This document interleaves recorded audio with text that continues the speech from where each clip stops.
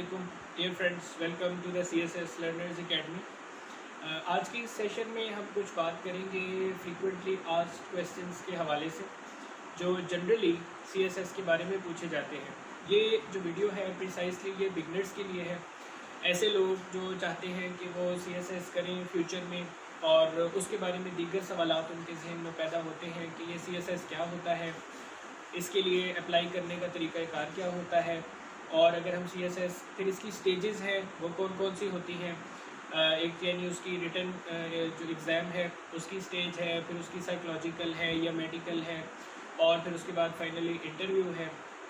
फिर इंटरव्यू के बाद कौन से प्रोसीजर्स होते हैं, ट्रेनिंग किस तरह से होती है, और फिर आपको जो एलोकेशन हो जाती है फर्दर वो, और उसके बाद फिर कौन से ग्रुप्स और सर्विसेज हैं जिनमें जॉब्स ऑफ़र की जाती हैं और वो किस नेचर की जॉब होती है। और ये जो CSS के बारे में कहा जाता है कि एक प्रेस्टिजियस किस्म की जॉब है, या आप ये कह सकते हैं कि पाकिस्तान जैसे कंट्रीज़ में, वैसे तो तमाम कंट्रीज़ के लिए यही होता है कि अगर आप गवर्नमेंट जॉब करना चाहते हैं तो सिविल सर्विसेज से बेहतर कोई जॉब नहीं होती,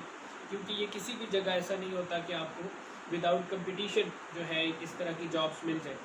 बिकॉज जो सिविल सर्विसेज होते हैं, सिविल सर्विसेज बेसिकली उनका मकसद ही ये होता है कि these people are selected to run the day-to-day operations of the government, to run the business of the government। तो उसके लिए बेहतरीन लोगों का इंतखाब किया जाता है, और उन लोगों के इंतखाब के लिए हर कंट्री में और हर एक जो एजेंसी होती है उसके अपने अपने पैरामीटर्स होते हैं। जैसे पाकिस्तान में हम ये देखते हैं कि एक एजेंसी है जो नेशनल लेवल पर CSS की एग्ज़ाम्स और इंटरव्यूज़ कंडक्ट करती है, तो फेडरल पब्लिक सर्विस कमीशन के नाम से जाना जाता है। इसे फेडरल पब्लिक सर्विस कमीशन इसलिए कहते हैं क्योंकि फेडरल लेवल पे यानी नेशनल लेवल पर जो है वो कम्पिटिटिव एग्ज़ाम्स का जो लॉन्च करना है और फिर उनका बाकी सारा सिस्टम है वो इनके ज़रिए होता है। अच्छा, इसी तरह से प्रोविंशियल लेवल पर भी पब्लिक सर्विस कमीशन जो है वो काम कर रहे होते हैं। आप देखेंगे कि पंजाब में पंजाब पब्लिक सर्विस कमीशन है, इसी तरह से सिंध पब्लिक सर्विस कमीशन है, बलोचिस्तान है, AJK है, KP है। ये तमाम जो पब्लिक सर्विस कमीशन है ये काम करते हैं प्रोविंशियल लेवल पर। जॉब का जो डिफरेंस है इसमें बुनियादी तौर पर वो ये होता है कि अगर आप फेडरल पब्लिक सर्विस कमीशन का एग्ज़ाम क्लियर करेंगे तो आपको फेडरल लेवल पर या कंट्री में ओवरऑल नेशनल लेवल पर किसी भी जगह गवर्नमेंट जॉब के लिए अपॉइंट किया जाएगा। अगर आप प्रोविंशियल पब्लिक सर्विस कमीशन का एग्ज़ाम क्लियर करते हैं तो फिर ऑब्वियसली प्रोविंस में आपकी जॉब होगी। अब ये है कि पाकिस्तान में जो CSS का स्ट्रक्चर है ये कैसा है, और इसके बारे में जो भी सवाल पूछे जाते हैं उनको मैं आपको बता दूँ कि हर साल अक्टूबर में 1 अक्टूबर से लेके 31 अक्टूबर तक CSS जो कमिंग ईयर में होने वाला है वो अनाउंस होता है। उसके एडमिशन जो है वो ओपन किए जाते हैं। अप्लाई करने का तरीक़ाकार ये होता है कि ऑनलाइन आपको ऑप्शन दी जाती है, आप फेडरल पब्लिक सर्विस कमीशन की वेबसाइट विज़िट कर सकते हैं।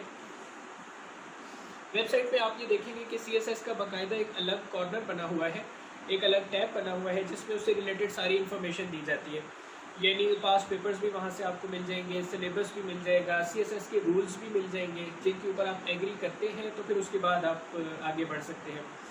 इसी तरह से ये जो 1 अक्टूबर से 31 अक्टूबर का टाइम है इसमें आपको ऑनलाइन एप्लीकेशन सबमिट करवाने के लिए चांस दिया जाता है।